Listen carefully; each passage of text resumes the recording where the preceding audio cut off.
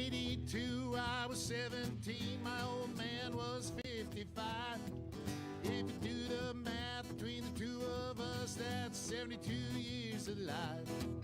An eternity, so it seemed to me. How could anything live that long?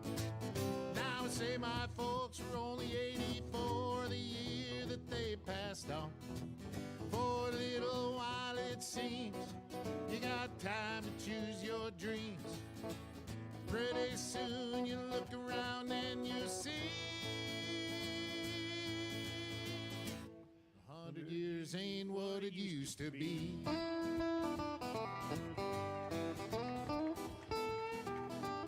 And my grandpa Roy, when he was a boy in 1904, he was taught by men who fought in the actual Civil War.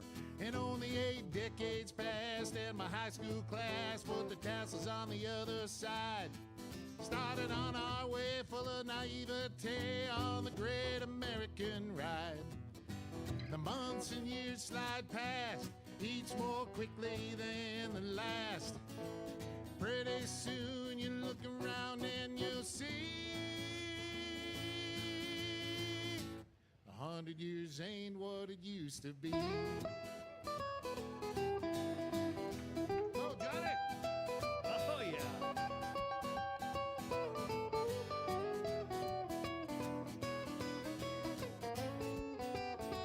Oh, yeah, Johnny, hey!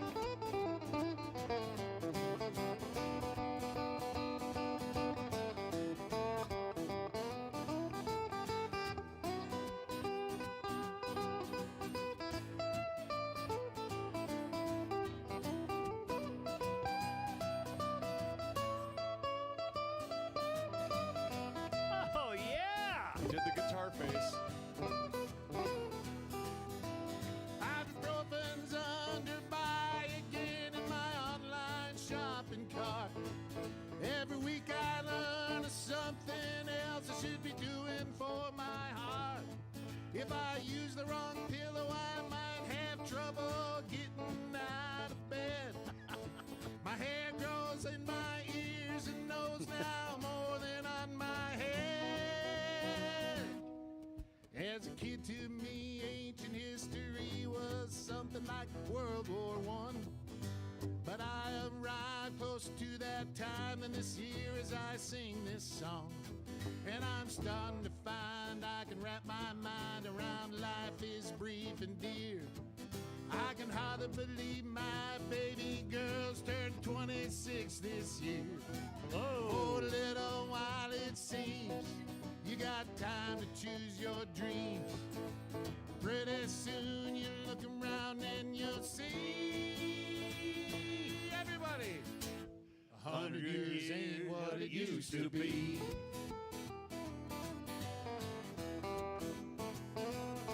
Before you know it, you're 63, making plans for Medicare A and B. You look around yourself and you see 100 years ain't what it used to be.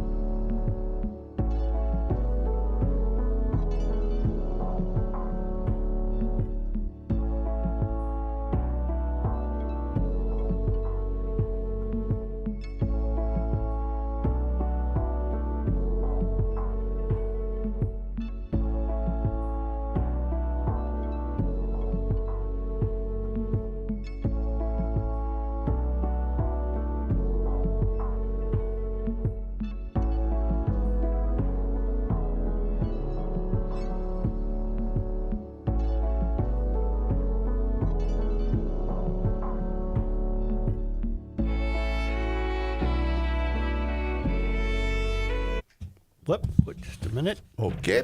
Yep. I am rolling. Josh Arnold, investment consultant, brings you Garage Logic podcast episode number 1572, June 26, 2025. 99 degrees was the record high on this day. That was in 1931. And in 1926, they awakened to 46 degrees. Ooh. Call Josh at 952-925-5608 for a free 48-minute consultation. Hail the flashlight king. And now, from the mayor's office above the boathouse on the east shore of Spoon Lake, it's Garage Logic with Chris Reavers manning Technology Corner, Kenny Olson from the Krabby Coffee Shop, John Hyde in the newsroom, Coffee time, and of course, the rookie. Here is your Flashlight King, Fireworks Commissioner, and the Keeper of Common Sense, your mayor, Joe Souchere. I apologize. The closed microphone has revolutionized the industry, and I broke the rule. I'm sorry. You know what that murdering creep Vance Belter was doing for a living before he decided to become an assassin? Not till this morning. He was an eyeball puller outer. He plucked out eyeballs from bodies. Cadavers? Yeah. Yuck. What a creep. That's a job? Well, I Or was guess. he grave robber? Well, he hauled bodies around and he plucked their eyeballs out. I would not like that job. Well, wait a minute. What's it pay? Well, you wouldn't want to do that. I got a wonderful note. Isn't that also a form of punishment in Iran? I read that over the weekend. No, I don't think they'd ever do anything like that. No, they're very civil. Very nice people. Okay. I thought it was Krista in Western Maryland writes, hot water can be bad for plants. I'm pleased to know that because As I said, if it damaged the roots, it would be bad for the plants. you're going to claim that you were on top of that, huh? Yeah. And she not really. she enjoyed the fellow who was describing the cause of tornadoes as being traffic circles On account of. on account of. Hold on. That was a saver. We got to. You can't play it enough. Didn't have tornadoes here until we started putting into traffic circles. Because on the count of, you want to know why? When people go round and round in circles, it causes disturbance in the atmosphere and causes tornadoes. A couple of emailers think that sounds exactly like Governor Cockwomble. Really? Yeah. I'm going to give you a caveat, though. You just said you can't play that enough. He's the wrong guy to say that to. Right. You're Didn't right. have tornadoes here until we started putting into traffic circles. Because on the count of, you want to know why? When people go round and round in circles, it causes disturbance in the atmosphere and causes tornadoes. Okay, I don't want to hear it again. I can help you, though. I see a wall similarity. You guys I do. Yeah, there is. don't know, but his cadence reminds me of my late grandfather mixed in with frequent color Gil. That's who that Yeah, reminds there's me a of. little Gill in there's- there, you're but right. there's Walls is in there too. My Bohemian cattle farmer grandfather and Gil. That's who that sounds like to me. It makes me want to go down to the Legion and then stand outside with the Yes. fellas having a heater. On account of, you want to know Because that's why? what we talk about when we're doing a lung dart. On account of, you want to know why. That might be my favorite turn of a phrase. That's a pretty good. I have a new theory that might be helpful in understanding the mystery. On account of, you want to know why? On account of, you want to know why I came up with this? No, I was reading, among the many websites I check every day is NPR, just for the balance and see what everybody's up to. And only NPR would have had this story. Well, the Star Tribune might, but they haven't. Only NPR might have had this story. Wild, safe, and sober. An antique mall in Fridley caters to the queer community. Okay. That's fine. I love those kind of stores. I'm not much of an antique guy, but I like, looking through the window, see what they have. Poke around. So it's a married couple named Dave Wenzel and Josh Larson. They're the co-owners of Wild Things Antiques in Fridley. And it's very important to them that their identity as a queer couple was going to be on the forefront of what they're doing as a business. And if you read a little further in the NPR story, it said that we don't want antiquing to be exclusionary. And my theory light bulb went off. Oh, I'm confused. One of the things that Mysterians do, I don't know if these two guys are Mysterians or not, but they've bought into the cliches, is that virtually everything is exclusionary. If they can sell you on the idea that something's exclusionary, it sets up the idea that it's you're oppressed for not taking part in it. So all of a sudden now antiquing is exclusionary, and I suppose that's a ruse for saying that it's just white people antique. Got it. White heterosexual people antique. But think of all the things we've come up with or have noted over the years, and the tagline on all of it is, well, it needs more equity, or it's an exclusionary practice. And we're so virtually everything the mystery has identified, and one of the reasons they find the country's founding so flawed is that they're selling you on this idea that it's exclusionary, Right. that you can't take part. So here's a couple of guys. I'm not indicting them. I don't know how what they think about this, but it came to their mind that their store is designed not to be exclusionary. Well, whoever thought it would be?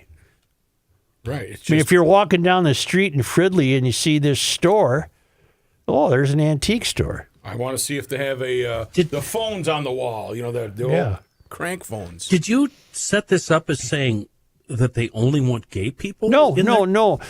It seems to me what they're trying to tell us is that we are a gay couple and we also are antiquers. Oh, as though they could not be, because antiquing is seen as exclusionary. I see you. Yeah. Boy, I have never thought that. No, but see, they're selling that idea all the time. Everything. We just had one the other day. What was it?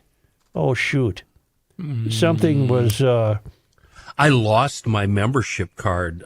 Jason Matheson was lucky enough to set me up. I lost it. So now, do I have to prove that when I go there? Do I have to, kiss a guy? Hey. No, you're still missing the point. They don't care.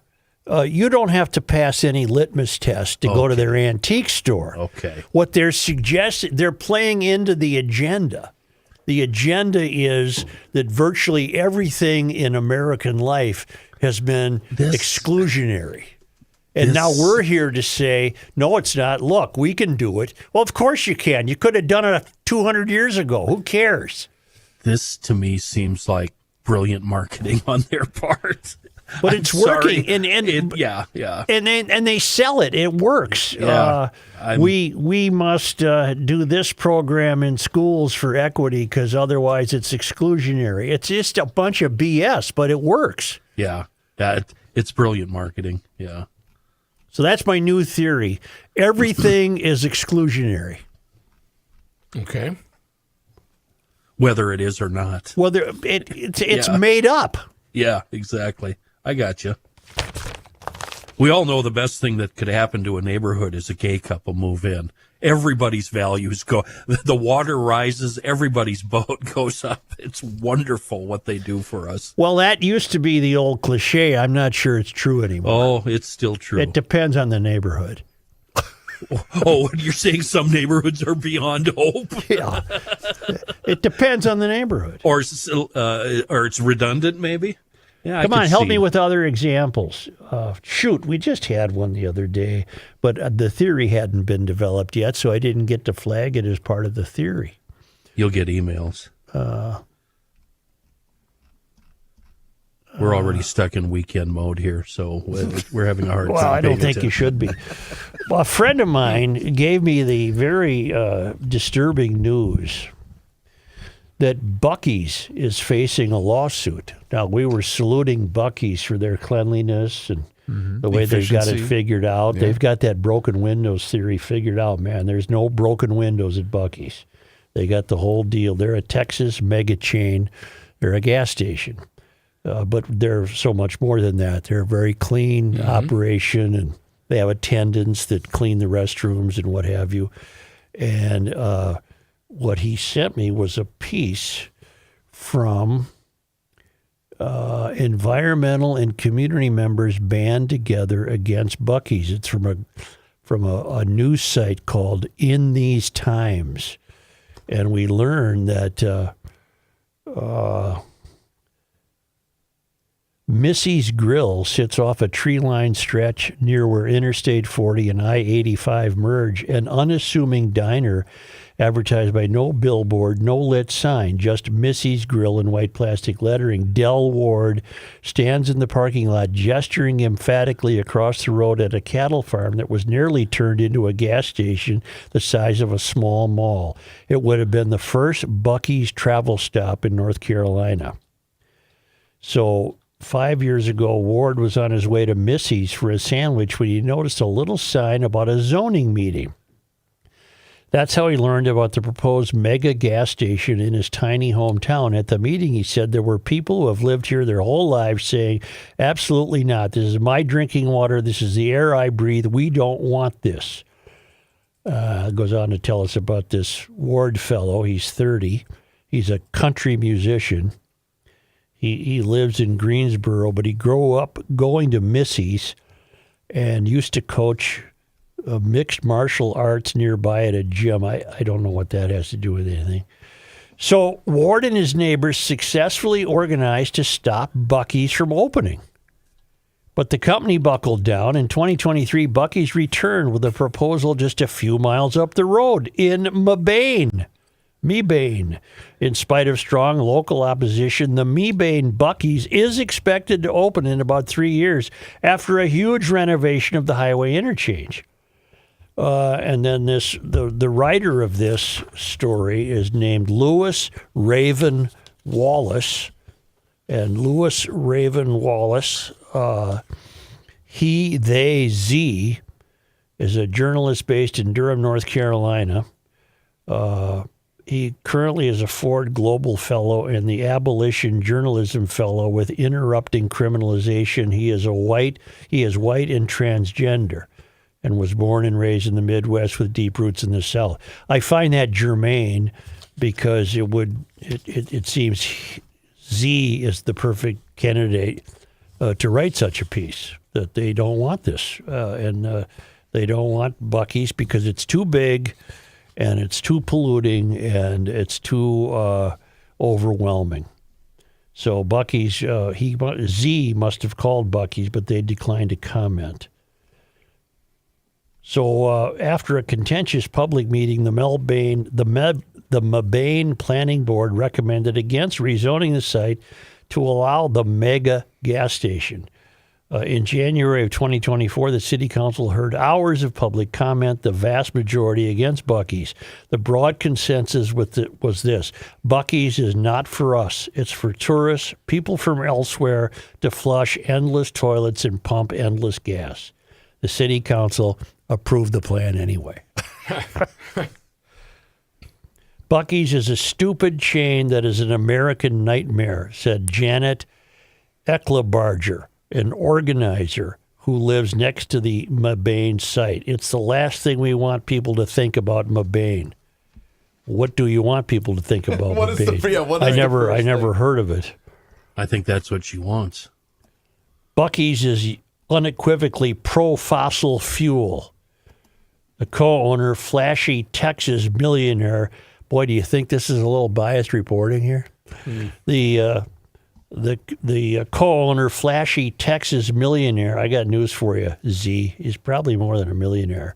Arch Beaver Alpin III is a major donor to Southern Republican governors like Greg Abbott and Ron DeSantis, who are against trans rights. I hate him.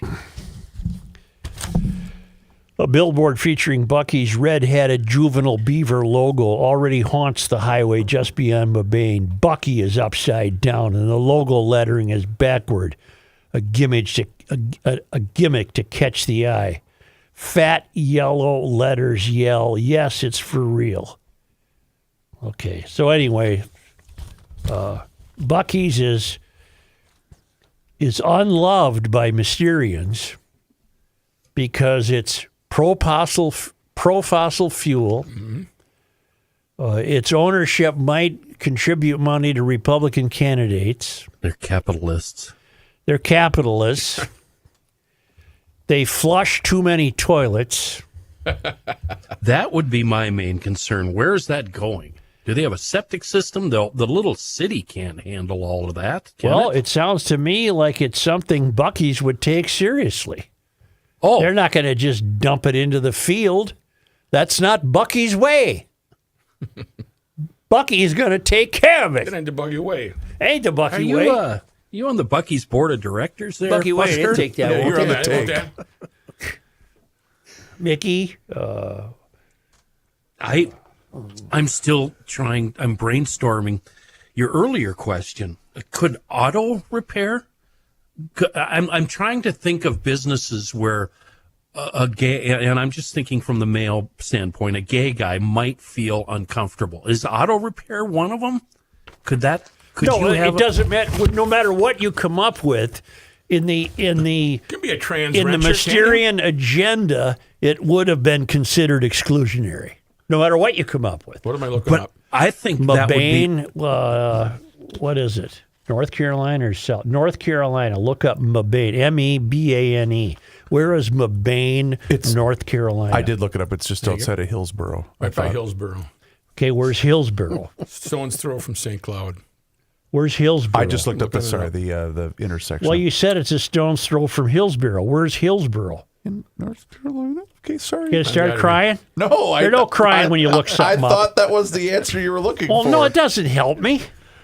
It's halfway between Greensboro and Durham, so still it is northwest of Raleigh and Durham. Okay, is it on a freeway?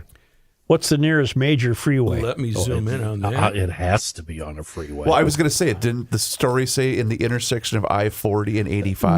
Now look up Mebane, Rook. Yes, M-E-B. it's north of 85. Yeah, what do you want to know? I looked up Mebane right away. Okay, What do well, wanna you know? have one of these Mysterians who's objecting to it because we don't want people to think this is what Mebane is. Okay, how is Mebane touting itself? It's not touting itself at all. In fact, it's only 17,000 people, so it's smaller than my hometown of Mandan, North Dakota. Yeah. And it's part of the Research Triangle and Piedmont Triad areas of North Carolina. They got a big ball of twine, anything going for them? Nothing that I can see.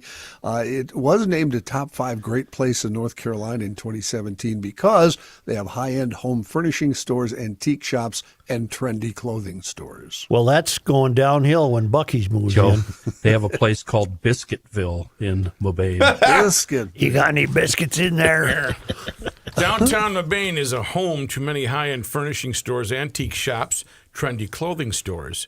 Downtown, a variety of restaurants, several boutique, antique, and curio shops with local flair. Can you tell me I know I'm dragging this out, but there's a reason. Okay. Can you tell me approximately in miles how far it is from Raleigh-Durham? Garrett 'Cause Crossing, I'm very familiar with that area. a shopping center located on the south side of McBain, next to Interstate 85 and Interstate 40. Okay, so it's Buc-ee's territory. There's interstates. Yes. Okay, how far do you think it is from Raleigh? McBain is Durham. 20 miles of several notable universities. That's good then. It's 20 It's miles within from 20 miles of Duke and Duke, Chapel Hill. North Carolina. Yes. Okay, I know the area like the back of my hand because a kid I used to have lived there. Those small towns in North Carolina, the closer you get to Raleigh-Durham, are really funky. They're nice. They're Charming? They're charming. So that helps me understand the Rook, when's their town festival? objection. July, and then they call it Clown Fest. And there are many. They do have some floats available for this July coming up. Thank you. Wait till they get Buc-ee's Bazaar Days. I'm telling you, Joe, Buc-ee the Clown. Go Buck Wild. from Raleigh, it's 46 miles, approximately 55 minutes That's on nothing. That's nothing. Yeah. It's right by the brain triangle there. Raleigh, Durham, Chapel Hill is your brain triangle. They dream up stuff What while are they're smoking. Gotcha. Because that was tobacco country. Mm-hmm. Durham was, you can still see the old faded tobacco logos and advertisements on the sides of brick buildings. Can you combine two stories? Is Buc-ee's exclusionary? Absolutely. Come on, make the link. Come on. Of course it is, because for any reason at all you can come up with, it's exclusionary. It seems to me like it welcomes everybody. Tourism is except exclusionary. the locals. Yeah. Yeah, okay. Everything's exclusionary. That's part of the agenda. We have to make it sound exclusionary so then we can become victims. I think that's brilliant. I don't know. It's brilliant marketing. Yeah.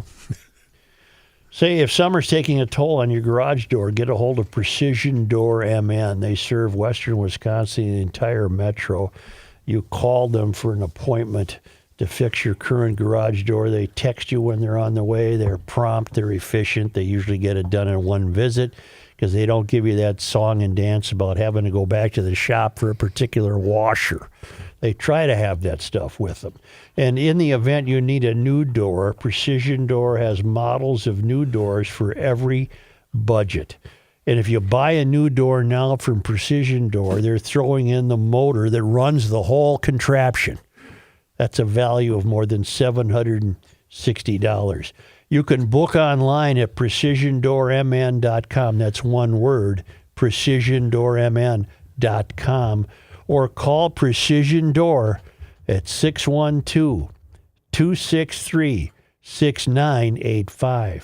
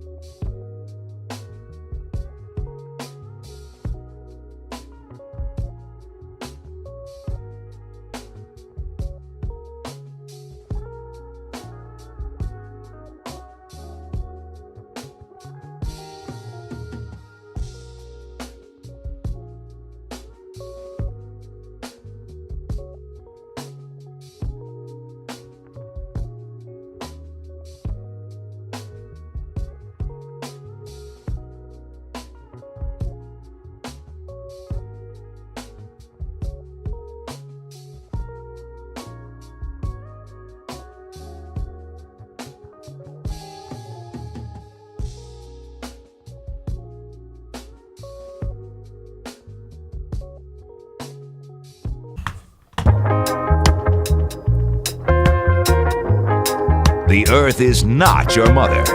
The Joe Souchere Show. We've got a GLer up here in Douglas County. Pretty brilliant guy. He's taken the old tried and true creed, that work smarter, not harder thing. He's taken that to a whole new level. Listen to this email. I've been keeping a bottle of Seafoam Bugsby Gone in my truck and a second one on the shelf in my garage. The last time I drove my car, I got home late from southern Minnesota, could barely see out the windshield. I grabbed the bottle on my shelf, gave my car a spritz, and then took it outside when it was raining. I turned the wipers on, and there were no bug smears or spots left, just totally cleaned glass. I love that stuff and have a new habit to pre-spray in the garage before driving in the rain. How brilliant is that? I love that we keep getting updates on the various ways to apply the Seafoam Bugsby Gone. Y'all, you're a very inventive bunch. Just Did you keep say y'all? I did. Y'all. You want to know why? I kind of want to know why. All of y'all are very inventive. Just keep sending me these emails, and I'll keep sharing them with the group. We love learning. Generally speaking, here's what you do. Assuming you're at the filling station, you spray it on before you start the pump. Get the pump going. Wait a few minutes, and then squeegee the windshield like normal. You'll agree this stuff is absolutely amazing, and just another fine product from our friends at Seafoam. Very brief story, Ken. I forgot to tell you this. William had a game in Le Sueur Tuesday night. Leaving there, we got behind about 8-10 cars that were leaving the Henderson Car Show.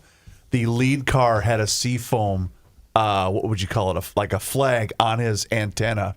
And I was trying to find a way to get a picture, but I was driving, so I didn't want to do that. It was really freaking cool. Yeah. If you have cylinders, you need Seafoam. Yep.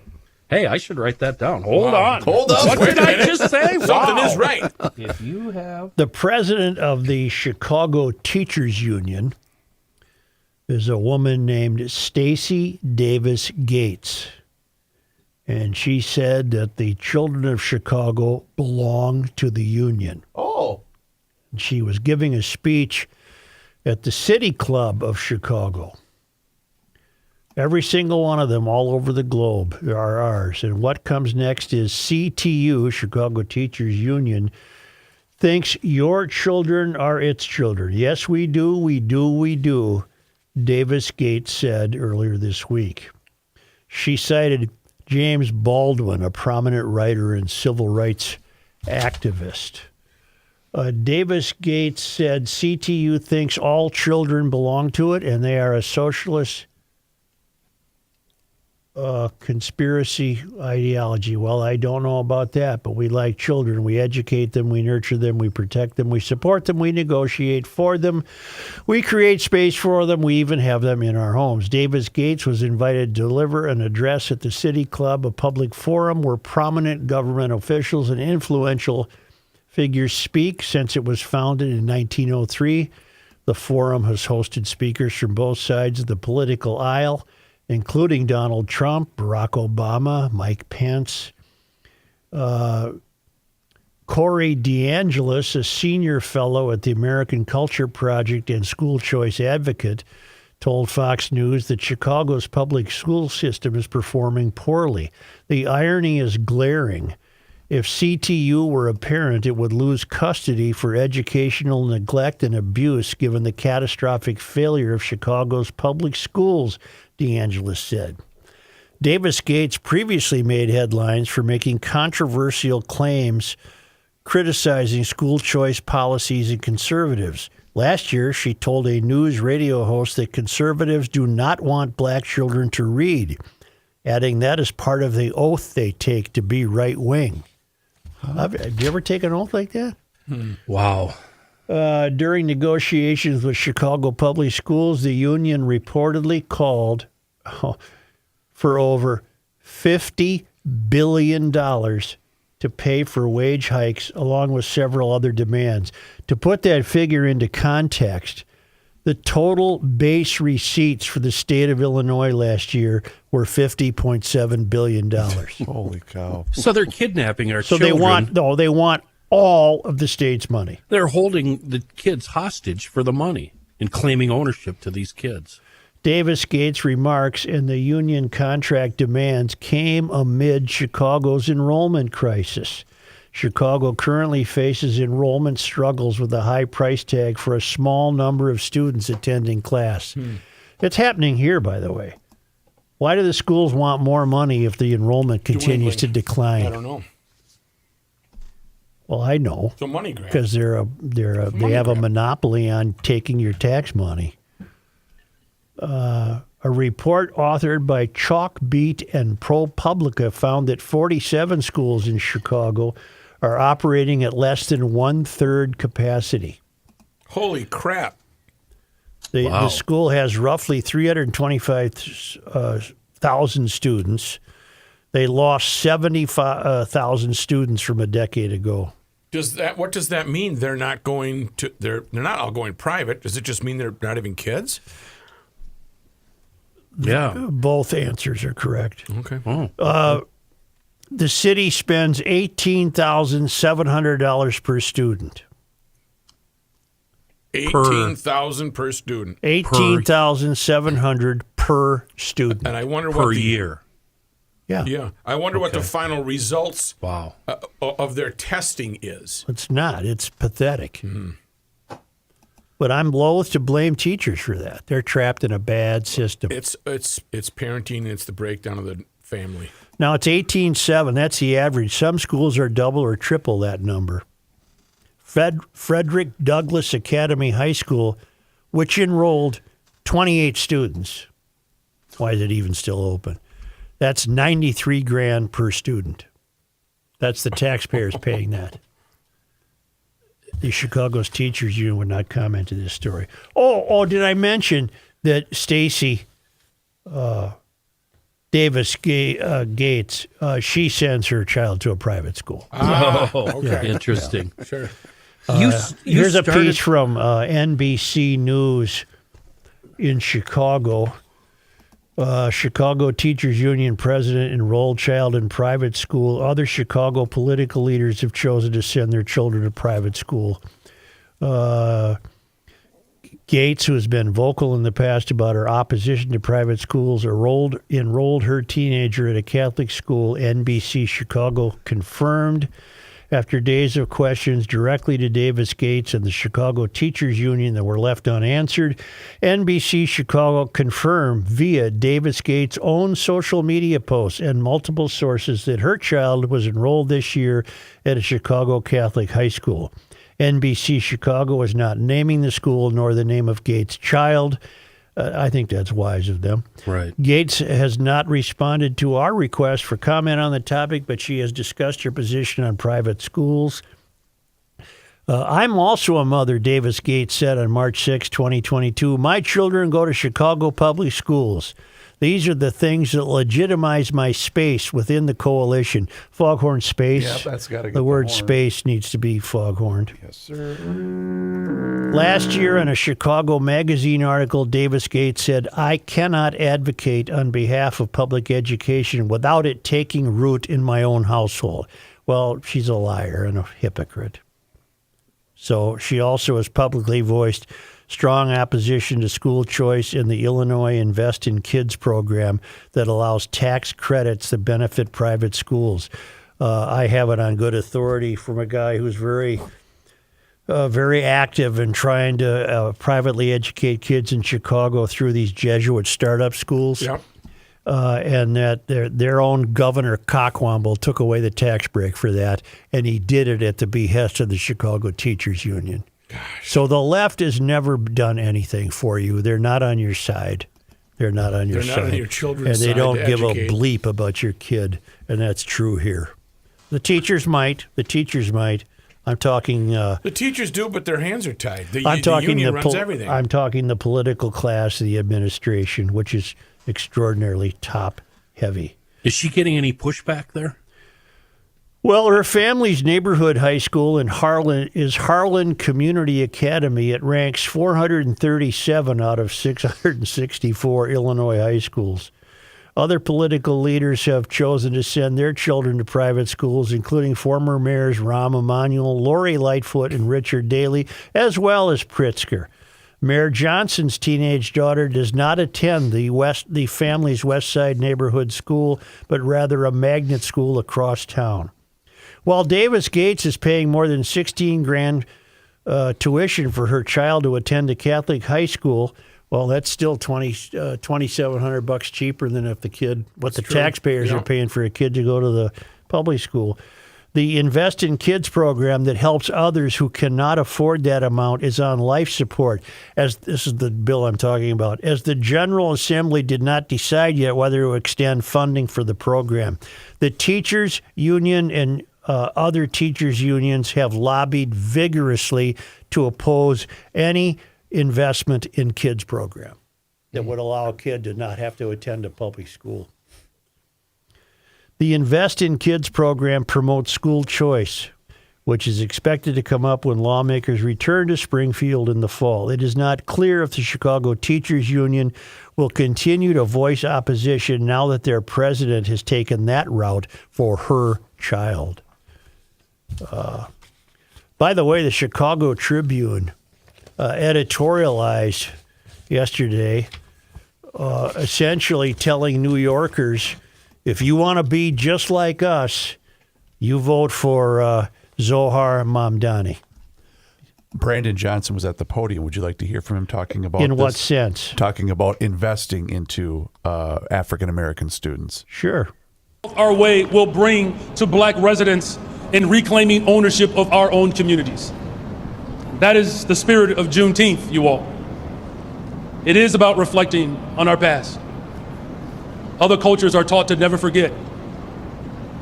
We need to be reminded as blacks here in Chicago, I can't America. listen to this commie. He drives me crazy. Basically, they're handing out race-based grants to black residents in the form of reparations. Well, but the point is, the Tribune was saying to New Yorkers, you want take a look at us. You want to be just like us? You vote for this Zohar Mamdani, which voters did in resounding numbers. Yep. So the guy's an anti-Semite. Well, really good if you're a New York mayor. What can I do? Well, wait till Omar Fateh gets the nomination here. Do you think they'll just outright outlaw Jews in Minneapolis? Do you think? Yeah, I think so.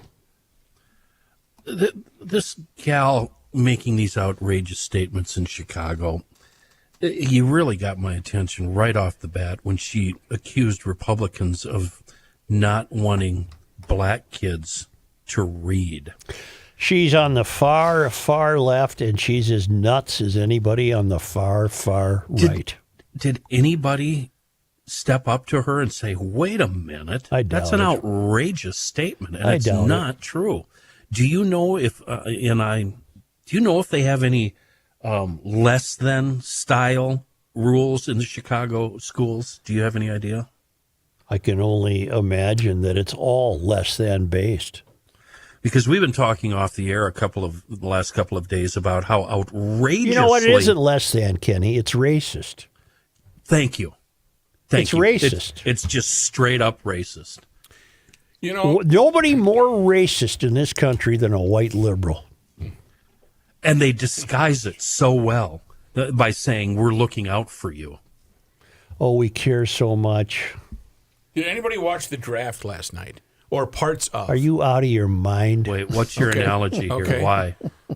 Because there were several, there's white and black players, but all of the black players either had a mom and dad or a mom that they said, my mom or my parents sacrificed everything, made me work hard, took me to task, and I am who I am because of her or them today. And they said we had nothing. The ones from what was he from? Not Ghana or wherever, I don't know. It was from an African. He said we had absolutely nothing. Ricky, to answer your question, I did watch the draft, and I noticed Dylan Harper's mom. He was the second pick. I have an observation. I'm going to go out on a limb here. Go. I think I know why you watch the draft. I'd like to see basketball, see who's going No. Yeah, I got it. I got it. I got Be it. top 10. Let me ask you something. Sophomore Just pick. ask me. Let me settle down. Yeah. Did your wife watch it? Yes. And probably a couple of the girls who might have been around. They weren't there, but the one checked in on FaceTime. And You she were was. watching the draft to study the clothing. Damn it. Okay, you're what missing do you a really outfits? good. You're missing an excellent point that he brought up. Yes, though. but you're right. Yes, 100% Shut guilty. up. Shut up, Matthew. Are you defending me? Well, I'm trying to. If you'd shut your mouth. What did we hear from the mom up in Falwell Park 2-3 days ago? Oh, yeah. What did she say? It's all up to the parent. parenting. Yep. Yeah. I didn't miss this point, Kenny. Unfortunately, it's just it's what these players are expected to say. I'm not saying it's not true. My mom says chose it. Yeah, baseball my mom for chose me, it yes. basketball for me. My mama told me to tell you. Anyway. It's about to go down. That's what being a parent is, though.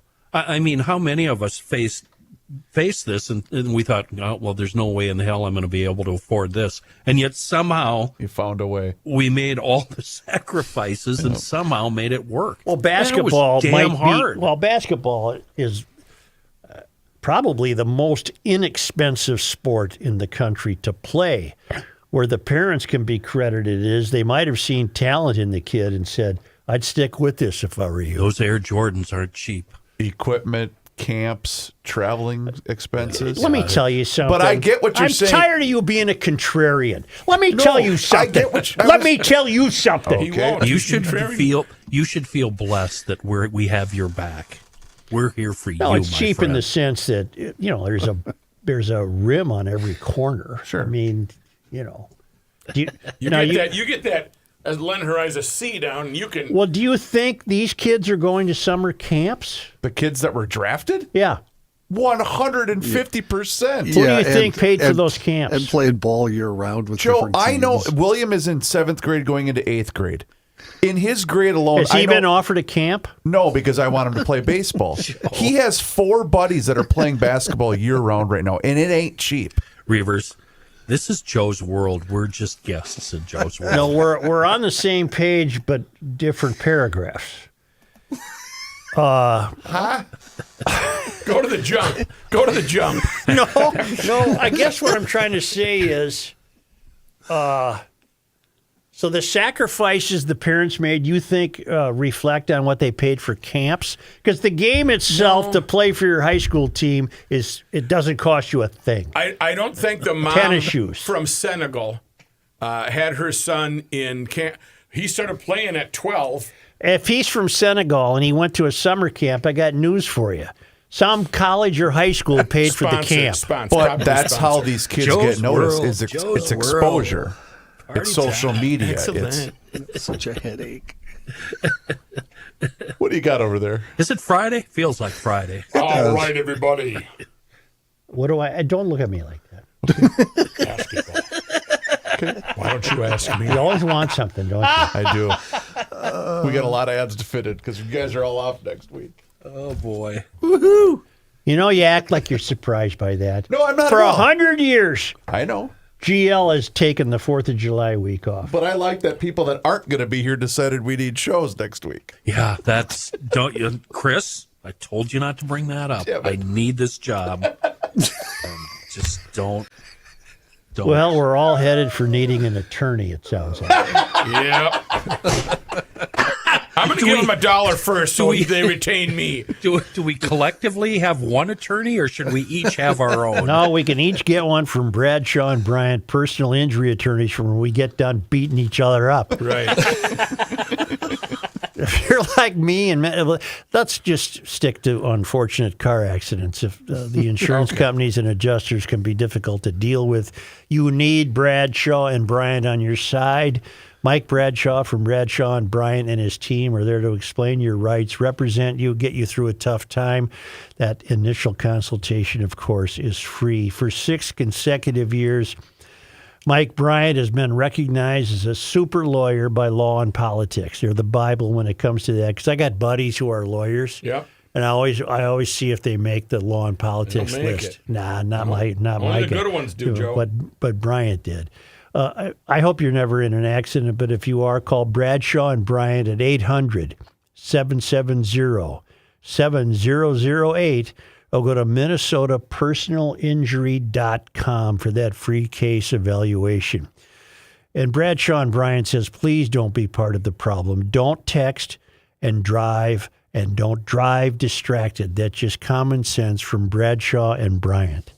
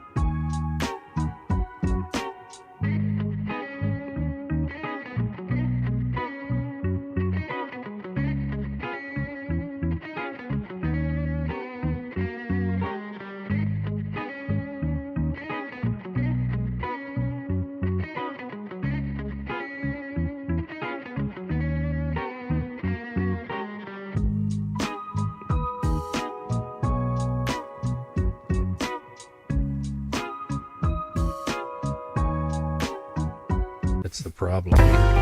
It's the end of the world as we know it, and he feels fine. Joe Souchere. That's me playing guitar. Just so I thought it was a professional. That's tasty, Joe. you were just. I meant that as a compliment. Oh, thanks. I guess. Yeah. Should I do news now? Well, do the damn news. Well, you didn't introduce Here's me. John Haidt in his newsroom. Well, thank you, Mr. Souchere. That's very nice of you. Yeah. This news is brought to you by North American Banking Company.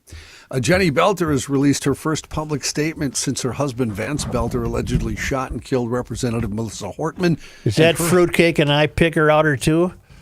No, Jenny extended her condolences to the Hortman and Hortman families, said the acts of terror do, quote, not align at all with our beliefs as a family. It's a betrayal of everything we hold true as tenets of our Christian faith, she said.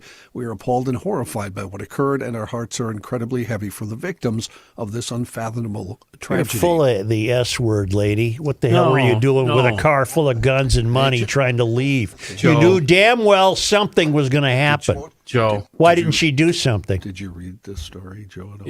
Joe, Are you familiar with this story? You're wrong on every account here. She pushed back on reports that she was stopped by law enforcement on the day of the shootings. It was previously reported, as you'll recall, that Jenny Belter was detained at a convenience store in Onamia as law enforcement searched her vehicle. That search turned up 2 firearms, about 10 grand in cash, and passports for Belter and her children. Jenny Belter now claims she was not pulled over, met with agents at the gas station on her own accord after law enforcement had contacted her. She said, we were not pulled over. We parked and waited until they got there. When they did, we voluntarily agreed to meet with them, answered all their questions, provided all items they requested, and cooperated with all searches. While Jenny Belter did not directly acknowledge her husband's role in the killing, she did thank law enforcement for their diligent and professional effort. She said, "We thank law enforcement for apprehending Vance and protecting any others from any further harm." So what praise you want me to give her? Why? I You don't think she need to needs give her any praise. Yeah. Just don't make those accusations. Yeah, you meant to because say they're not true. allegedly. No, allegedly doesn't work. It just those accusations aren't true. Well, I think it's very odd that she's got guns and money. I don't care if she waited to be questioned. Big deal. What the hell's she doing? You want me to go out to my truck and count the number of firearms? But I don't in trust there? you either. Oh, okay. Well, when you put it that way, Yeah. I guess it's okay. You got 10 grand in your truck? Because I'll drive up and get some from you if you do. I'm currently sitting at no grand. But he already told us he leaves his money in the truck. Well, I guess that's going to change now. We've talked about this off the show. I don't think we have during the recording of the show. There's a new rule for Minnesota roads that'll allow lane splitting and filtering from motorcycles to keep moving in slowed or stopped traffic, and it goes into effect on July 1st. It was passed in the 2024 session with bipartisan support. Advocates said this will only work if everyone is on the same page. Yeah. And we're not. That's right. Phil Stahlberger says, "We've been out educating car dealerships. We've been talking to schools. This is a new concept for Minnesota. We want to educate as many people as possible." Through the BMW Motorcycle Owners Club of Minnesota and law firm partners, Stahlberger is steering the conversation by keeping riders and drivers in the loop about the new law. His passion stems from personal experience when his motorcycle was rear-ended at 30 miles an hour, leaving him injured. He also advocated for the law to be passed when it moved through the legislature. Lane splitting is allowed when traffic is moving. It allows a motorcycle to pass another vehicle in the same direction of travel and in the same traffic lane. Only under these conditions, motorcyclists can't exceed 25 miles an hour while splitting the lane. Lane filtering is allowed when traffic is not moving. It allows a motorcycle to keep moving through a traffic jam or stop traffic light by moving to the front. In both cases, motorcyclists cannot exceed 15 miles an hour over the speed of traffic. Splitting and filtering the lane is only allowed when two or more lanes of traffic are traveling in the same direction. The new rules of the road do not apply in one-lane construction zones, roundabouts, or school zones. Thoughts? Can I give you my 2 cents worth? I would love to hear it. The concept behind it is accurate. Motorcyclists are safest when they're moving. You're a sitting duck when you're stopped. Right. If you're on two wheels and not moving, you're more in danger than you are moving. So I get the concept. Okay. But this presumes that the average motorist follows the news, follows what the new laws are in the legislature, and is paying attention to what's going on. That can't possibly be true. What they're going to do is see a motorcyclist going between the two lanes, and they're going to get angry and say, look at that guy. That's illegal. They're going to close the gap is what they're going to do. We see this with merging, and we see it in roundabouts. Drivers in this state can't handle this. Coming home from the MSRA on Friday, I was with my wife and my daughter driving south on Snelling, approaching University. Red light and traffic. I had my elbow on the armrest, and some guy flew by on a motorcycle, scared the effing bleeping you-know-what out of me, and was doing exactly that. And I didn't get mad and went, hey! But I just thought, how dangerous is that? Because somebody is going to get upset and, like you said, open their door, close the gap, do something bad. I didn't even see him coming because we were 22-year-old kids on street bikes will certainly take advantage of this, and they'll be doing so in this state at great risk.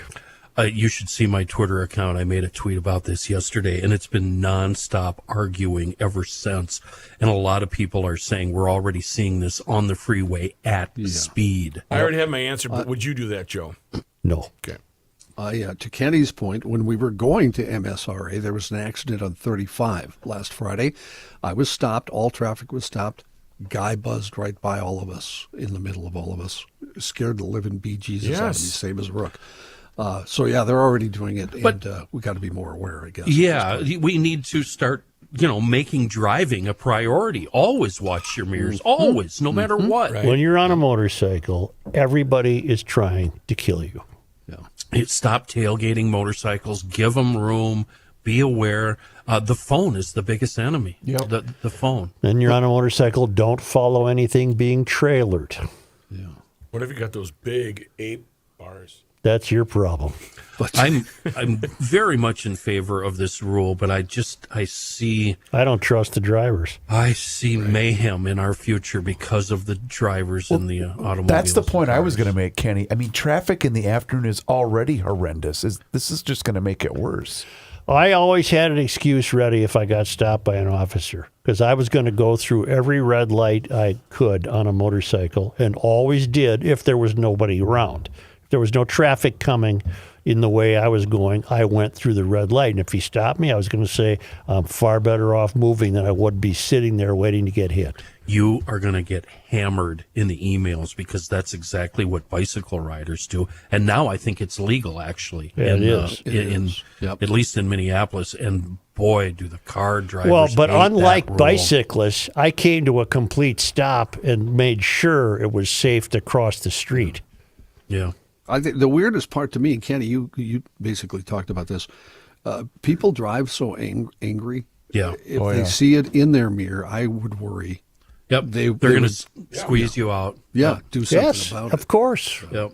And I noticed again last week when I was down there, the people that are paying attention and doing the driving, they end up getting the most mad because they're dealing with people that aren't paying attention and aren't driving and are doing under the speed limit in the left lane. And nobody cares about the flow. We're all a bunch of Americans, and all we care about is ourselves, and we don't give one rat's ass about the flow. That's about it. An Iranian man who, quote, admitted ties to Hezbollah was arrested by ICE Sunday in St. Paul, according to the Department of Homeland Security. 56-year-old Mehran Makari Saheli was previously convicted of being a felon in possession of a firearm.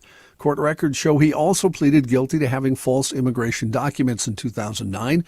According to DHS, an immigration judge ordered him to be deported in 2022, but he remained in the U.S. Authorities also say he's a former member of the Islamic Revolutionary Guard Corps and has admitted connections to Hezbollah. ICE records say that Sahili is currently in custody. He is in the Sherburne County Jail. And the Forest Lake Police Department said it's noticed there's a lot of bear sightings recently in residential neighborhoods. They're getting closer. The police department said the bear's appearance is normal for this time of year. If you live in Minnesota, you live in black bear country, or not black bear, in bear country, the department said. The black bear is an iconic. Oh, come on. Sorry, Here. should have given you a heads up. Black bear is an iconic species, usually associated with Minnesota's North Woods, and while they are common throughout the forested northern and central portions of the state, they can live throughout the state, sometimes wandering into cities and towns. Police recommend that residents take some precautions to minimize contact with the bears in town. Residents, according to police, should make sure bear attractants like birdseed, dog food, grease, garbage, fish entrails, and fruit are properly secured or removed to prevent bears from seeking it out. Authorities also advised residents against approaching bears and to keep an eye on pets when they're outside. Yeah, don't take a selfie, you idiot. Are bears vulnerable. from the swine world? Are bears pigs? What? Some common animal that's related to the bear. Well, I do know there's an episode of South Park that had the bear-pig combo, but I think that was a total different deal. Are bears? They're not rodents. I thought they were something. Own thing. Is Bears? Maybe bears are just bears. Bears are not pigs. They are omnivores. Omnivores. That's a plant eater, isn't it? No, it's a. That's both, isn't it? Yes. Yeah, herbivore is. They're ambidextrous. No. What? In the batting cage? Right. Yes. You throw with both hands. Maybe they could help the twins. They are classified as caniforms or dog-like carnivorians. Although only 8 species of bears are extant, They are widespread, appearing in a wide variety of habitats. Okay, common. Well, then I'm wrong. They're not from the pig family or anything else. They're bears. The polar bear is carnivorous, and the giant panda is herbivorous, but they are still come from the same. I know why you asked that question, Joe. Why? Because we call the males boars and we call the girls sows, which is the same That's in right. the pig world. That's right. Okay. Well, look at us talking this without There's some really Doris. funny stuff, though, about pandas on the socials. 'Cause I happen to love panda bears. Yes. But the main belief you come away with is, how could they possibly survive in the wild? Because they're dumb. They're clumsy. They're funny. They can't. They bump into stuff. They're just morons. Yeah. Yeah. They're really easy to teach how to smoke. There's nothing funnier than a panda having a heater. And they have a good sense of humor, just like Gary Larson captured in The Far Side when the mom says to the kid, says to the mama bear, "Tell the story again." And she's holding two skulls with some caps. And, "Hey, Larry, do you think there's any bears in this cave?" I don't know. Let's go check it out. He was the greatest, wasn't Oh, he? my God. It's just the human characteristic. That's what's so funny. Guy, the dog driving by, and all the dogs are hanging out the window, and they look at the car, and the guy's in the house looking at a note on the refrigerator. It says, "Master, we went into town. Stay. With the backwards Yeah. S.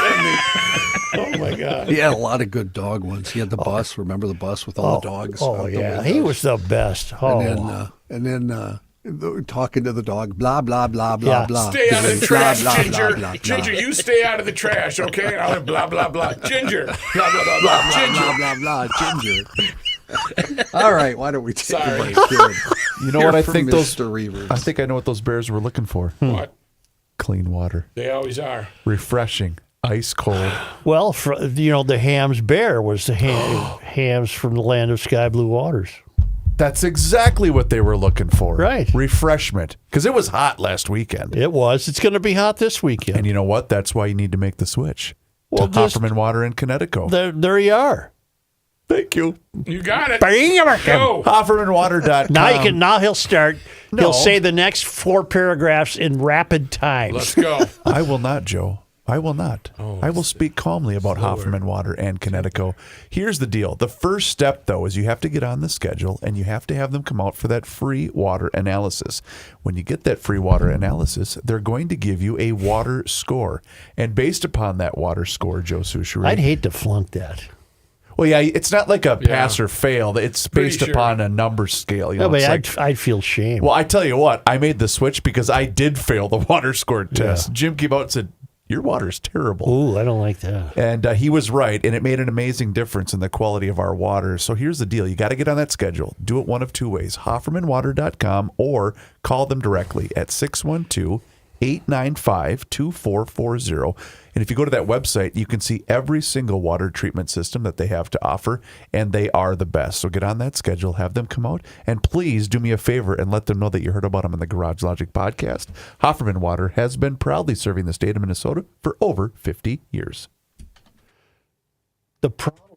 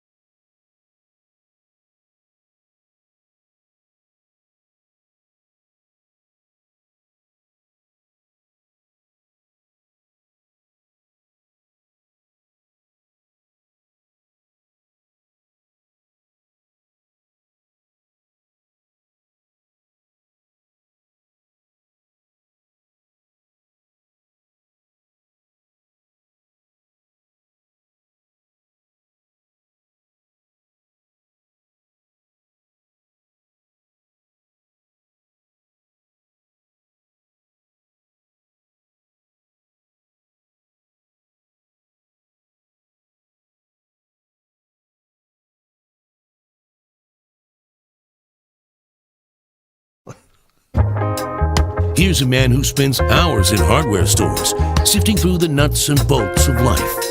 Joe Souchere.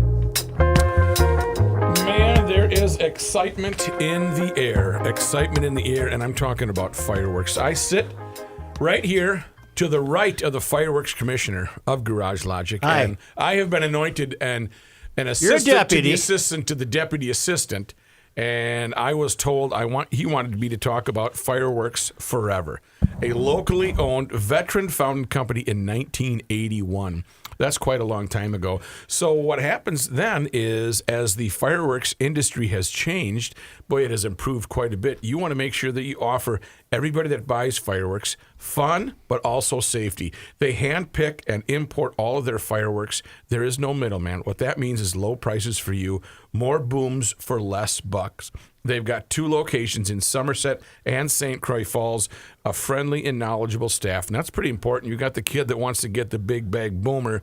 You need to know how to light it, how far away to be, and where to light it. So they will help you with that staff. They've got actual pyrotechs on staff to help answer any questions you have and provide education on safe and responsible fireworks use. You don't want to make a trip to Paul's Prosthesis Palace after the 4th of July. Their selection, huge. It's over 400 products in stores. If you want to get a sneak peek, go to fireworksforever.com. Prices are listed right there, so there's no surprises.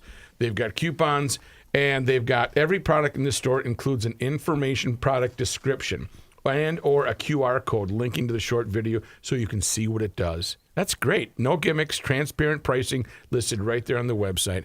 Go to their website, fireworksforever.com. Happy 4th of July from the entire family over there, the Wachter family, and let them know that you heard it on the Garage Logic podcast that you want to wrap up the Fireworks Forever spot. John Haidt. 5960. I'm not ready anymore. Oh, okay. I've got some more. No. In news, Iran's parliament voted yesterday to suspend cooperation with the International Atomic Energy Agency. The bill requires approval from that country's unelected 12-person Guardian Council and Supreme Leader Ali Khamenei to go into effect. There are still competing claims about the impact of the U.S. military strikes on the nuclear program. President Trump maintaining the strike set Iran's program back decades, downplaying a leaked U.S. intelligence report suggesting a months-long delay. Trump said he will meet with Iranians next week for negotiations, but that deal is not necessary to degrade Iranian capabilities. Iran claims it moved its uranium stockpile out of nuclear facilities ahead of the strikes and now plans to accelerate enrichment. Separately, the president touted progress in ceasefire talks between Israel and Hamas. Dozens of people reported killed in Gaza while waiting for aid this week, and 7 Israeli soldiers killed in a bombing yesterday. Federal Vaccine Advisory Committee plans to review the childhood vaccination schedule and scrutinize vaccines that have been approved for decades. And that has health experts and medical personnel worried that the panel may consider changes to long-standing vaccine recommendations. Yesterday, the newly appointed Advisory Committee on Immunization Practices convened for the first time to talk about updated data on COVID vaccines and RSV antibody drugs. Supreme Court's in its last days of a term that has been mostly dominated by the Trump administration's emergency appeals of lower court orders, but the justices still have 6 other cases to resolve that were argued between January and mid-May. One of those cases argued was an emergency appeal, the administration's bid to be allowed to enforce Trump's executive order denying birthright citizenship to U.S.-born children of parents who are in the country illegally. Those remaining opinions will be delivered tomorrow, according to Chief Justice John Roberts. Today, a divided court allowed states to cut off Medicaid money to Planned Parenthood amid a wider Republican-backed push to defund the country's biggest abortion provider. Elon Musk, remember, he's wanted to go to Mars for a long time. Well, yes, he has. He'd like to populate it. Apparently, he's gotten rid of that vision, according to his longtime mentor, Peter Thiel. In a new interview with Ross Douthat for the New York Times, Thiel has claimed that the Tesla and SpaceX CEO no longer believes a Martian colony is a viable political project for humans to build a new society. According to Thiel, 2024 is the year Elon stopped believing in Mars. Interplanetary expansion has long been an ambition for Musk, but Thiel says that was once an ideological project and it's now solely a technological one. The SpaceX CEO has previously said humans could set foot on Mars by 2028, and he told Fox News last month that colonization of the red planet was essential to, in his words, ensure the long-term survival of civilization in the hopefully unlikely event that something terrible happens to Earth. Thiel says he's now abandoned that idea. I'm glad because I never was going to go. Hi, this is Peter. I think he thinks I'm a Martian. That's right. 2 days of closing arguments in Sean Diddy Combs' sex trafficking trial began this morning, with a prosecutor telling the jury the hip-hop mogul used power, violence, and fear to rule a criminal enterprise that facilitated kidnapping, arson, and brutal sex crimes that she said were at the heart of the case. Assistant U.S. Attorney Christy Slavic provided the jury with a roadmap for a closing argument expected to last through the morning hours. She described Combs as someone who doesn't take no for an answer while he committed crimes of sex trafficking and racketeering conspiracy for 2 decades. Combs, she said, counted on silence and shame to enable and prolong his abuse. He used a small army of employees, she said, an inner circle that included personal assistants and bodyguards to harm women and cover it up. The theory of racketeering law is that when someone commits crime as part of a group, they're more powerful and dangerous, she told the jury. The defendant was a powerful man, but he became more powerful and dangerous because of his inner circle, his business, and his enterprises. Peter Thiel, what exactly did you tell Elon? I said, Elon, Mars is a candy bar, not something that you visit. It's too hot. Red planet. A convenience store. That became Al Franken. I was just going to say, it sounded like Al. Hi, this is Peter. He sounds like Al Franken. Hey, I saw, is Al in a new movie? Didn't I see? God, I don't know. Come in, Rangoon. No, hold on. I'm going to look it up now. Well, you can continue, John. We don't need to wait in for my defense, I would say Al has more of a deeper. Peter has a little higher. Al has a little slower and deeper, and he's looking for the pretzels in the bar car.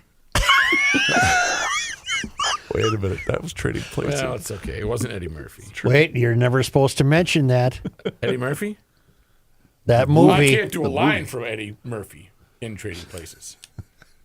The rules are changing quickly. Y'all be cool. Right on. Yeah, that's true. That might have just been a radio rule. Because now that we're a podcast. We are not ruled by regulations. What? Regulations. Hi, this is Peter. Regulations. Is it okay if I go home? Yeah, you're good. John, thank you. Oh, I'm done, I guess. Why not? Sure. Listen. Put a couple in the bank for what are you tomorrow. gonna do? You know what I'm saying? Well, I do the same thing. So, say if you are planning on moving your business, expanding your business, starting from scratch, why not consider Sioux Falls, South Dakota? Business-friendly tax environment with no personal or corporate and state income taxes. A nice little town, 300,000 people with a ready-to-work workforce. Best small city for business and careers, ranked #1 by Forbes magazine. It's a really business-friendly state and a business-friendly city. A great place to take advantage of these incentives. It's got the low business cost combined with a high quality of life. You really are not finding that these days in Minnesota. And as I mentioned, no state corporate or personal income tax, no inheritance tax, no limits to what your business can achieve, and entrepreneurship is welcomed, not frowned upon. Check it all out at SiouxFallsDevelopment.com.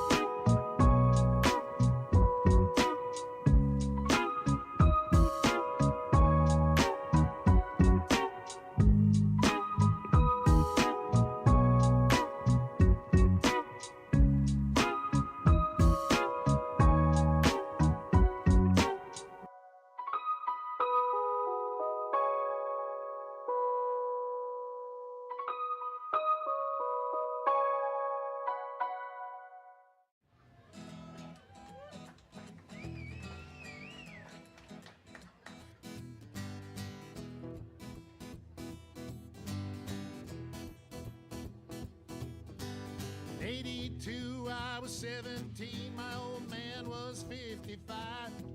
If you do the math between the two of us, that's 72 years of life. An eternity, so it seemed to me. How could anything live that long?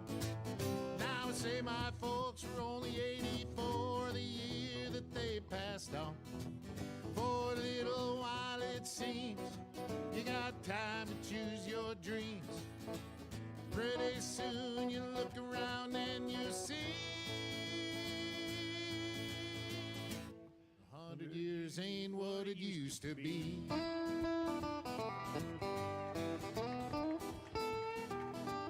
And my grandpa Roy, when he was a boy in 1904, he was taught by men who fought in the actual Civil War. And only 8 decades passed, and my high school class put the tassels on the other side. Started on our way full of naivete on the great American ride. The months and years slide past, each more quickly than the last. Pretty soon you look around and you'll see 100 years ain't what it used to be. Oh, Johnny! Oh, yeah.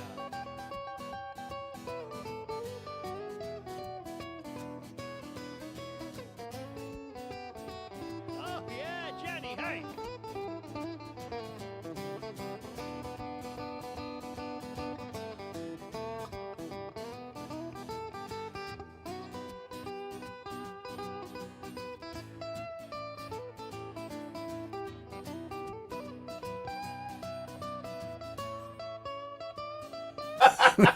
He's given up.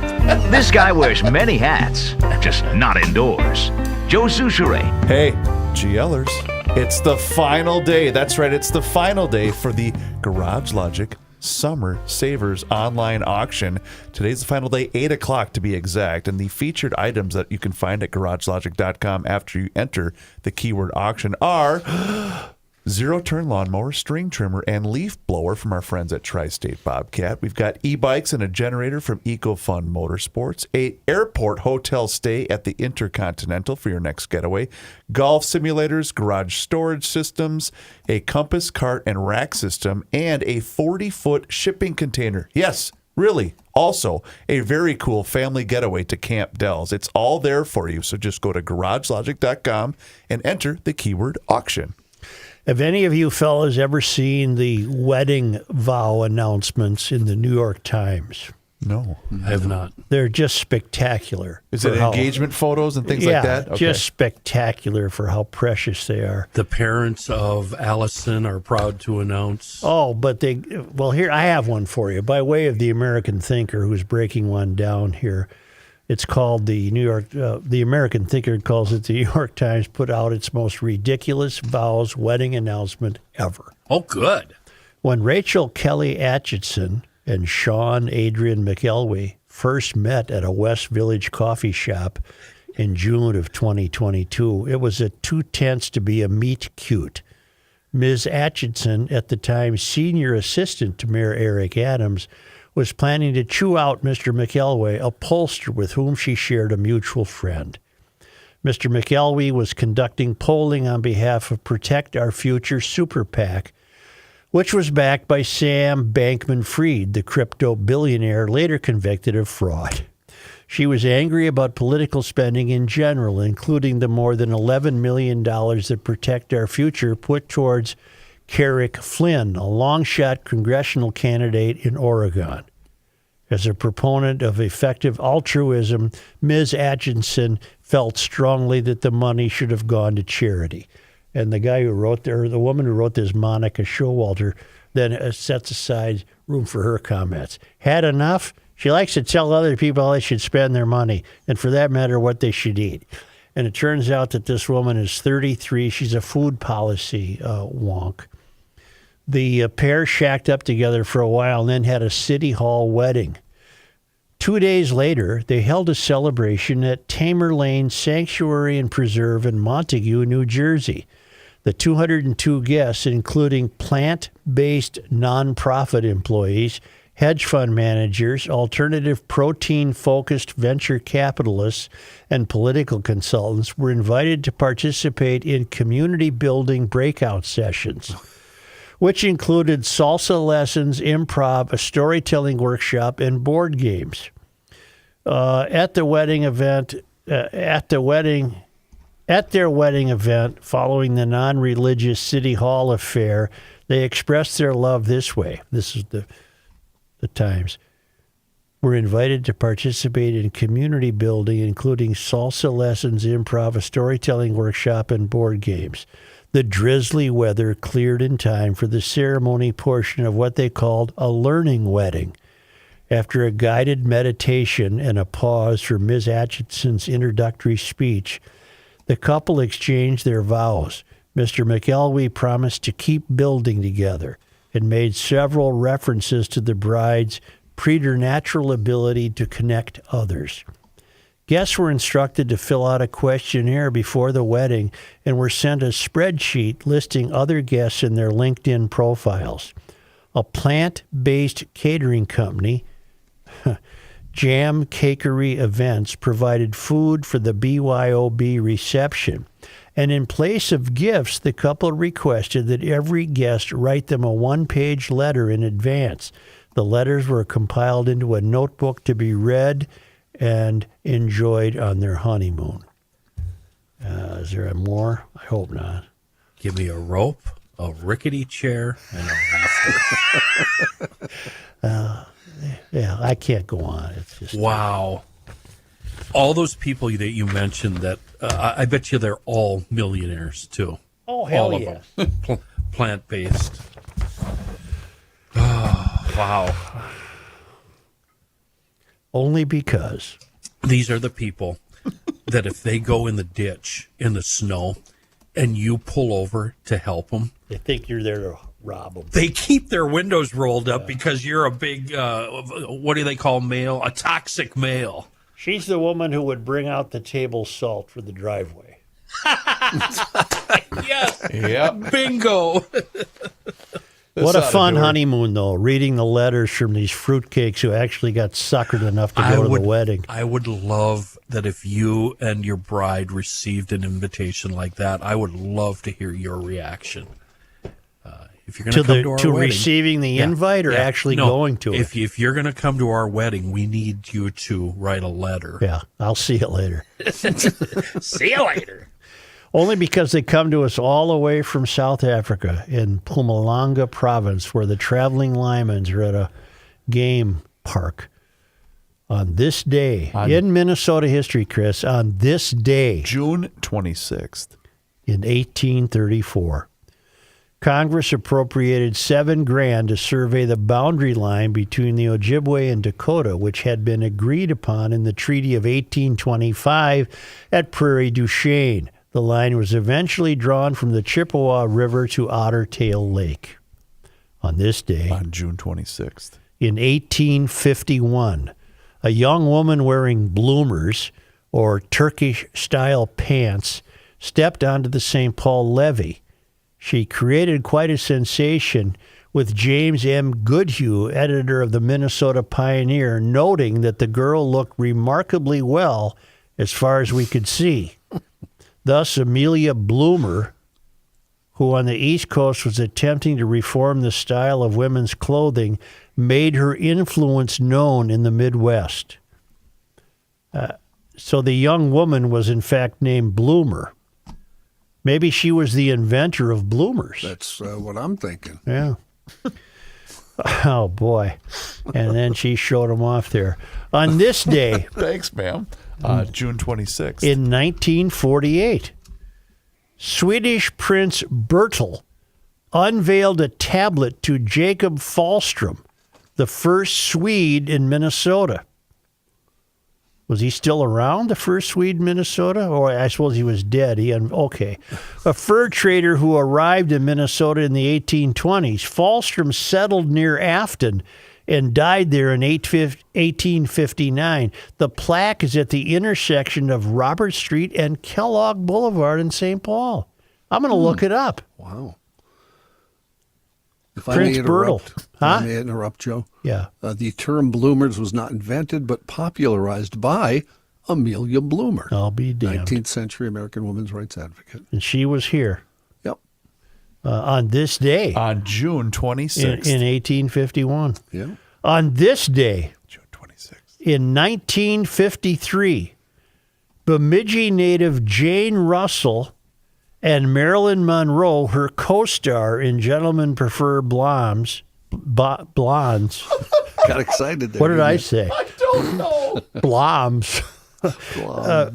Immortalized their handprints in the forecourt of the stars at Grauman's Chinese Theater. Grauman's Chinese Theater in Hollywood, California. So Jane Russell was from Bemidji. Correct. Yes. I did not know that.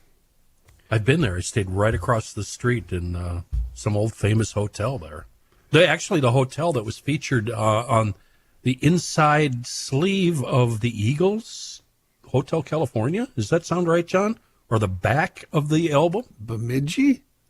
Jesus. No. Never mind. No. I'm confused. You talking about Grauman's? Or? He was talking about staying in a hotel on Hollywood Boulevard. I'm going to have to look it up. confused. Yeah, I'll look it up. On this day, June 26th. President Dwight D. Eisenhower and Queen Elizabeth opened the St. Lawrence Seaway in an official ceremony in Montreal. The Seaway connected the Great Lakes to the Atlantic Ocean, making Duluth and other lake cities international ports.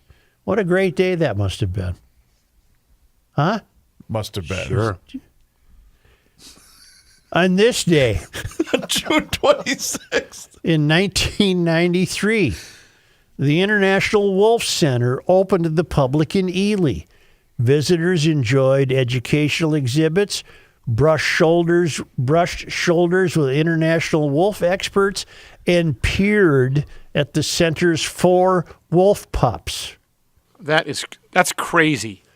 On this day, Where did they get the wolf urine? from DeWolf. From the wolves. On this day, June 26th. in 1993, Sunrace 93 concludes in Apple Valley near the Minnesota Zoo. The 6-day race of solar-powered one-passenger cars on a route from Texas to Minnesota was a competition between engineering students from schools across the country. Activities at the finish line included solar-powered boat races in Lake Nokomis. I'm sorry, activities at the finish, not the finish line, because the finish line was in Apple Valley. Was at the zoo. Then the party moved down to Lake Nokomis. How long did it take? I missed that. I'm sorry. It didn't say. 6 days. 6 days. I'm 6 days. sorry, Okay. 6 days.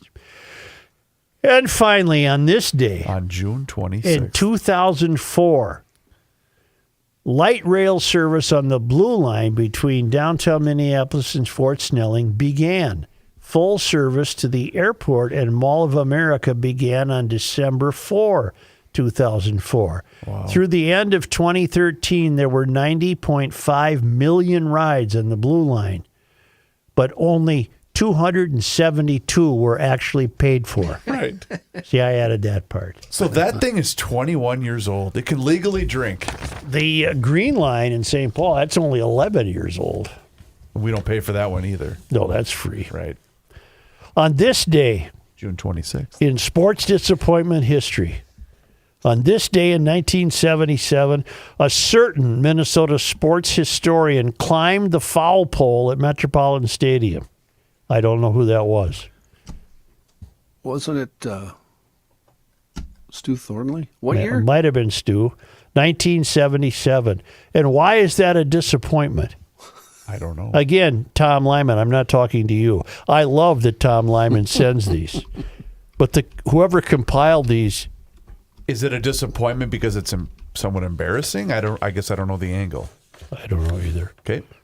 In fact, here's what we'll do. I'll just read the ones that are a disappointment. I thought I made that vow before, and I apologize. I haven't lived up to it. Well, you kind of go Ron Burgundy with this day in history because you trust the Lymans. But this isn't this day in history. This is this day in Minnesota sports disappointment history. That's true. On this day, On June 26th. In 1996, and this is a disappointment, alluded to yesterday, the Wolves drafted Ray Allen, trade for Stephon Marbury. And they traded, yep. Wait a minute. They had Ray Allen, and they traded him for Stephon Marbury. Well, they never kept Marbury. Nope, he left as a free agent. And Ray Allen went on to be a Hall of Famer. Oh, I'm thinking of the other Stephon, the guy with the golden gates. Curry? Curry. I was, never mind. Marbury Hill. That's nothing. Never mind.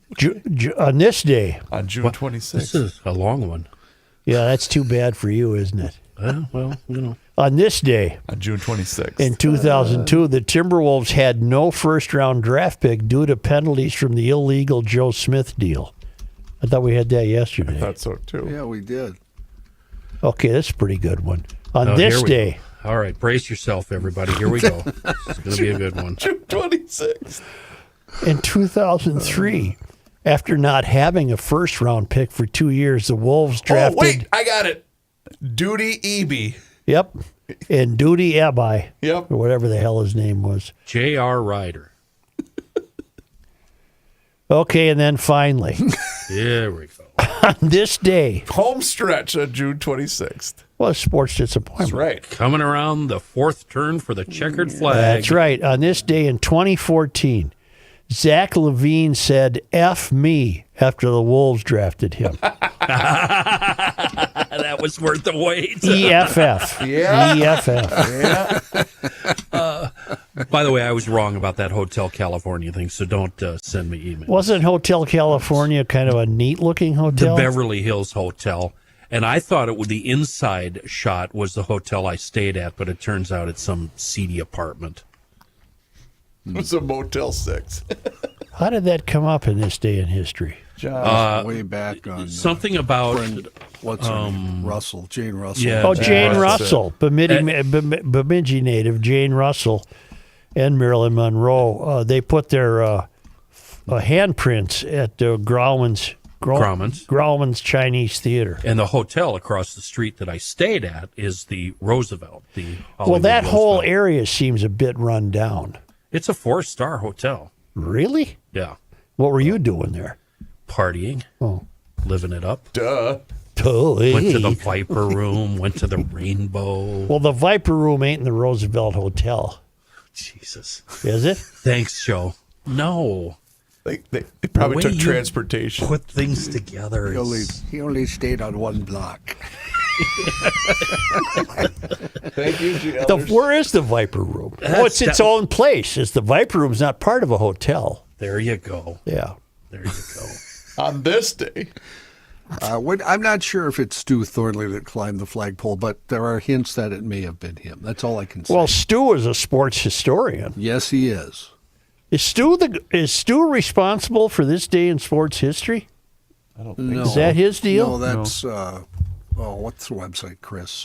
Dan I Minnesota. thought it was Dan. It is Dan Minnesota. He wrote a book Dan, about it. You got stuff in there that ain't disappointing. He's a GLer. I was going to say, now, Dan. That's why I'm talking to him. You're about to receive an angry email from our buddy Dan. Dan, you have full authority from all three of us to send us angry emails. Tear him a new one. No, I'm trying to be helpful. I know Dan's a listener. Dan, get the disappointing stuff in. God knows there's enough of it. Dan, it's far too positive. Come on, man. Yeah. Dan. All right, thank you, everybody. Yes, thank you. Don't forget, today is the final day for that summer online auction, GarageLogic.com for more details. Also, subscribe to the Garage Logic YouTube channel. That's right. Garage Logic has a YouTube channel, and you can watch the show each and every single day. And you can also see full segments. There's video shorts. There's also behind-the-scenes footage, but it's all there for you. Just search Garage Logic on YouTube and find us on all of our social media channels, which includes Facebook, Instagram, and Twitter. And what am I forgetting? Oh, the Daily Logician. Yeah, you should sign up for that as well. It's an email. It comes right to your inbox, and it includes the most recent episode of the podcast. Sign up now and find out more at GarageLogic.com.